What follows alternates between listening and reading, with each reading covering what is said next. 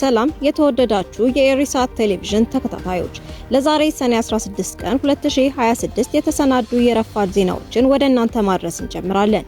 እንድትከታተሉን በአክብሮት እንጠይቃለን።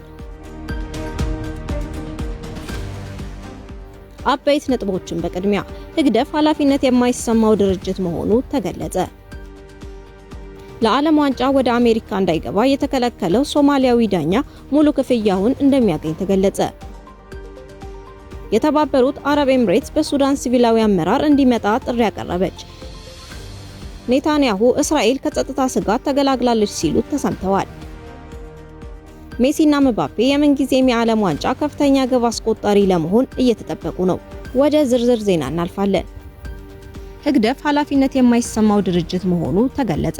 በጾሮና ግንባር የተካሄደው ጦርነት በዚህ ሳምንት 10ኛ ዓመቱን በደፈነበት ወቅት በጦርነቱ ስለሞቱትና ስለተማረኩት ወገኖች መግለጫ ለመስጠቱ ኃላፊነት የማይሰማው ድርጅት መሆኑን የሚያሳይ ነው ሲሉ አንዳንድ በኢትዮጵያ የሚኖሩ ኤርትራውያን ገለጹ። በሰኔ ወር አጋማሽ 2016 በጾሮና ግንባር በተካሄደው ደማዊ ጦርነት የሞቱና የተማረኩ ቢኖሩም እስከ ዛሬዋ ዕለት ድረስ መግለጫም ሆነ ለተጎጂዎች ቤተሰብ ምንም አይነት ማብራሪያ አለመስጠቱን የመረጃ ምንጮቹ ያስረዳሉ። ህግደፍ በወቅቱ በጦርነቱ አሸንፊያለሁ በማለት ለዲፕሎማሲያዊ ማህበረሰቡ ስብሰባ ጠርቶ የጦርነቱ ምስል እንዳሳየና በቴሌቪዥን ጣቢያው ደግሞ ከኢትዮጵያ ወገን 200 ሙታንና 300 ቁስለኞች መኖራቸውን ገልጾ እንደነበር እነዚህ አስተያየት ሰጪ ኤርትራውያን ጨምረው ያስታውሳሉ። በሰኔ ወር 2016 አጋማሽ ላይ በተካሄደው በዚያ መራራ ጦርነት በሁለቱም ወገን ኃላፊነት የሚወስድ አካል ሳይገኝ እስካሁን መቀጠሉ እንደሚያሳስባቸው በመጥቀስ በኤርትራ በኩል መስዋዕትነት የከፈሉት የሚያስታውሳቸው ሳያገኙ መቅረታቸው እንደሚያሳዝናቸው ገልጻሉ። ለዓለም ዋንጫ ወደ አሜሪካ እንዳይገባ የተከለከለው ሶማሊያዊው ዳኛ ሙሉ ክፍያውን እንደሚያገኝ ተገለጸ። በዘንድሮ ዓለም ዋንጫ ላይ ጨዋታዎችን በዳኝነት ለመምራት ወደ አሜሪካ እንዳይገባ እገዳ የተጣለበት ሶማሊያዊው የእግር ኳስ ዳኛ ኦማር አብዱል ቃድር አርታን ሙሉ ክፍያውን እንደሚያገኝ ተገለጸ። የዶናልድ ትራምፕ አስተዳደር ዳኛው ለዓለም ዋንጫ ወደ አሜሪካ እንዳይገባ የተከለከለው የሽብር ድርጅት አባላት ናቸው ተብለው ከሚጠረጠሩ ግለሰቦች ጋር ግንኙነት አለው በሚል ምክንያት መሆኑን አስታውቋል። ለጉዳዩ ቅርበት ያላቸው ምንጮች እንደገለጹት ከሆነ አርታን በዘንድሮ የዓለም ዋንጫ ላይ ምንም አይነት ተሳትፎ ባያደርግም ዓለም አቀፍ የእግር ኳስ ማህበር ፊፋ ሙሉ ደሞዙን ለመፈጸም ቃል ገብቷል። የ2025 እንደ አውሮፓውያን አቆጣጠር የአፍሪካ ምርጥ ዳኛ ተብሎ የተመረጠው አርታን በዓለም አቀፍ የእግር ኳስ ትልቅ መድረክ ዓለም ዋንጫ ላይ ጨዋታ በመምራት የመጀመሪያው ሶማሊያዊ ለመሆን ተቃርቦ የነበረ ቢሆንም በአሜሪካ የጉምሩክና የድንበር ጥበቃ መስሪያ ቤት አማካኝነት ከአውሮፕላን ማረፊያ እንዲመለስ ተደርጓል። ይህ እርምጃ ቢወሰድበትም ወደ ሀገሩ ሲመለስ ደማቅ አቀባበል ተደርጎለታል። ኦማር የአውሮፓ እግር ኳስ ማህበር ዩኤፋ በመጪው ነሐሴ ወር በፓሪስ ሴንት ጀርሜን እና በአስተን ቪላ መካከል የሚያደርገውን የዩኤፋ ሱፐር ካፕ የዋንጫ ጨዋታ እንዲመራ በዳኝነት መርጦታል ሲል የሮይተርስ ዘገባ ያመለክታል።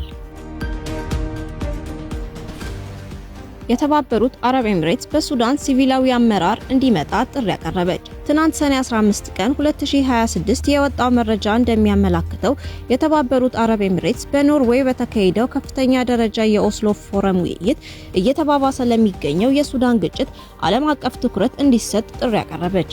ሱዳን ወደ ረጅምና መፍትሄ ወደ ሌለው ቀውስ እንዳትገባ ብቸኛው መፍትሄ ሲቪላዊ አመራር ያለው ፖለቲካዊ ሂደት መተግበር ብቻ መሆኑን አስጠንቅቃለች።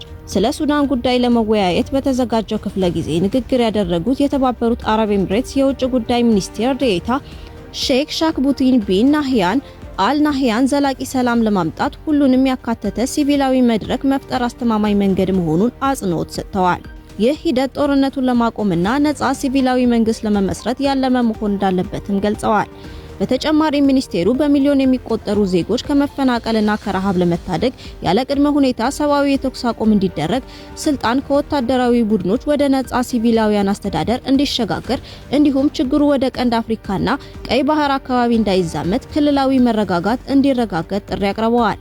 ይህ ጥሪ የቀረበው ሱዳን በታሪኳ አስከፊ የተባለውን የመፈንቅለ ቀውስ እያስተናገደች ባለችበት ወቅት ሲሆን ሼክ ሻክቡቲን ከዓለም አቀፍ ድርጅቶች ጋር በመገናኘት ሰብአዊ እርዳታ ለማድረስ የሚያስችል ዲፕሎማሲያዊ ስራ ለመተግበር የሚያስችል ውይይት ማካሄዳቸውን የሱዳን ትሪቡን ዘገባ ያመለክታል። እስራኤል ከጸጥታ ስጋት ተገላግላለች ሲሉ ኔታንያሁ ተሰምተዋል።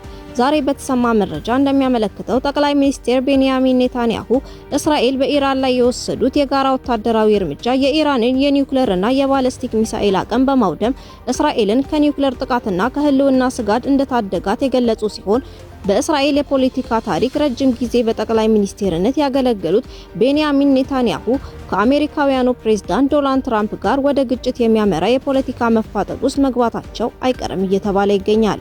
ለዚህ ፍጥጫ መንስኤ የሆነው ፕሬዝዳንት ዶናልድ ትራምፕ አሜሪካን ከኢራን ጋር ካለው ቀጥተኛ የጦርነት ስጋት ለማውጣትና ራሳቸውን ለማግለል የሚፈልጉት አቋም እንደሆነ ተመልክቷል። ሁለቱም መሪዎች ቀደም ሲል ያስቀመጧቸው የየራሳቸው ግቦች እስካሁን አለመሳካታቸው ውጥረቱን ይበልጥ አባብሶታል ነው የተባለው።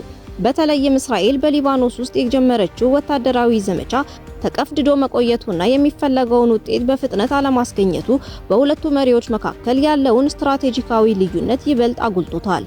ኔታንያሁ በክልሉ ጠንካራ ወታደራዊ እርምጃ ትልቅ ተጽዕኖ ሊኖረው እንደሚችል የፖለቲካ ተንታኞች እየገለጹ ይገኛሉ ሲል አል አረቢያ በወጣው ዘገባ ተመልክተናል። ሜሲና ምባፔ የምንጊዜም የዓለም ዋንጫ ከፍተኛ ግብ አስቆጣሪ ለመሆን እየተጠበቁ ነው። በፈረንጆቹ 1930 መደረግ በጀመረው የዓለም ዋንጫ ውድድር ጀርመናዊው ሚሮስላቭ ክሎስ የመድረኩን ከፍተኛ ግብ አስቆጣሪነት ደረጃን እየመራው ይገኛል። የጀርመን ብሔራዊ ቡድን የቀድሞ ኮከብ ሚሮስላቭ ክሎስ በዓለም ዋንጫ ውድድር 24 ጨዋታዎችን አድርጎ 16 ግቦችን በማስቆጠር የዓለም ዋንጫ የምንጊዜም ከፍተኛ ግብ አስቆጣሪዎች ደረጃን እየመራ ይገኛል። ሚሮስላቭ ክሎስ በአራት የዓለም ዋንጫ ውድድር ላይ ሀገሩ ጀርመንን ወክሎ የተጫወተ ሲሆን አንድ ጊዜ በመድረኩ ሻምፒዮን ሆኗል። የብራዚል ብሔራዊ ቡድን የቀድሞ ኮከብ ሮናልዶ ሉዊስ ናዛሪዮ ዲሌማ ደግሞ በ15 ግቦች ይከተላል። ሮናልዶ ሀገሩ ብራዚልን በአራት የዓለም ዋንጫ ውድድሮች የወከለ ሲሆን ሁለት ጊዜ በመድረኩ ሻምፒዮን መሆኑ ይታወሳል። ተጫዋቹ በዓለም ዋንጫ መድረክ 19 ጨዋታዎችን አድርጎ ነው 15 ግቦችን ማስቆጠር የቻለው። ሮናልዶ ሉዊስ ናዛሪዮ በፈረንጆቹ 2002 በሀገሩ ብራዚል ዋንጫውን ስታነሳ በ8 ግቦች የውድድሩ ከፍተኛ ግብ አስቆጣሪ በመሆን የወርቅ ጫማ አሸናፊ እንደነበር ይታወሳል። የጀርመን ብሔራዊ ቡድን የቀድሞ ተጫዋች ገርድ ሙለር 14 ግቦችን በዓለም ዋንጫ በማስቆጠር ከከፍተኛ ግብ አስቆጣሪዎች መካከል አንዱ ነው። ገርድ ሙለር በዓለም ዋንጫ ውድድር ሁለት ጊዜ የጀርመን ብሔራዊ ቡድንን ያገለገለ ሲሆን አንድ ጊዜ ሻምፒዮን ሆኗል። ተጫዋቹ በሁለት የዓለም ዋንጫ ተሳትፎ 13 ጨዋታዎችን አድርጎ 14 ግቦችን አስቆጥሯል። ገርድ ሙለር በፈረንጆቹ 1970 በተደረገው የዓለም ዋንጫ ውድድር 10 ግቦችን በማስቆጠር በወቅቱ ከፍተኛ ግብ አስቆጣሪ ሆኖ መጨረሱ ይታወሳል። ፈረንሳዊው የቀድሞ ተጫዋች ጀስት ፎንቴን በታሪኩ በአንድ የዓለም ዋንጫ ተሳትፎ ብቻ 13 ግቦችን ከመረብ አሳርፏል። ጀስት ፎንቴን በፈረንጆቹ 1958 የዓለም ዋንጫ ላይ ለአንዴና ለመጨረሻ ጊዜ የተሳተፈ ሲሆን 6 ጨዋታዎችን አድርጎ 13 ግቦችን አስቆጥሯል። በአንድ የዓለም ዋንጫ ውድድር 13 ግቦችን ያስቆጠረው ተጫዋቹ በአንድ የዓለም ዋንጫ መድረክ በርካታ ግቦችን በማስቆጠር ክብረ ወሰኑን ይዟል። የ2022 የዓለም ዋንጫ ሻምፒዮኑ ሊዮኔል ሜሲ በመድረኩ 13 ግቦችን አስቆጥሯል። ፈረንሳዊው ኮከብ ኪሊያን ምባፔ ደግሞ 12 ግቦችን በማስቆጠር በመድረኩ ከከፍተኛ ግብ አስቆጣሪዎች መካከል ይገኛል። ሊዮኔል ሜሲ በ2026 የዓለም ዋንጫ ውድድር 4 ግቦችን ማስቆጠር የሚችል ከሆነ በ17 ግቦች የምንጊዜም የዓለም ዋንጫ ከፍተኛ ግብ አስቆጣሪነት ደረጃውን ከሚሮስላቭ ክሎስ የሚረከብ ይሆናል። ኪሊያን ምባፔ በዘንድሮ የዓለም ዋንጫ 5 ግቦችን ማስቆጠር የሚችል ከሆነ በ17 ግቦች የምንጊዜም የዓለም ዋንጫ ከፍተኛ ግብ አስቆጣሪነት ደረጃውን ከሚሮስላቭ ክሎስ የሚረከብ ይሆናል። ሊዮኔል ሜሲ ወይም ኪሊያን ምባፔ የምንጊዜም የዓለም ዋንጫ ከፍተኛ ግብ አስቆጣሪነት ደረጃን ይረከባሉ የሚለው ተጠባቂ መሆኑን ዘገባዎች አመላክተዋል። ውድ የሪሳት ቴሌቪዥን ተከታታዮች ለዛሬ ረፋድ የተሰናዱ ዜናዎቻችንን አበቃን። በቀጣይ እስከምንገናኝ መልካሙን ሁሉ ተመኘን። ሰላም።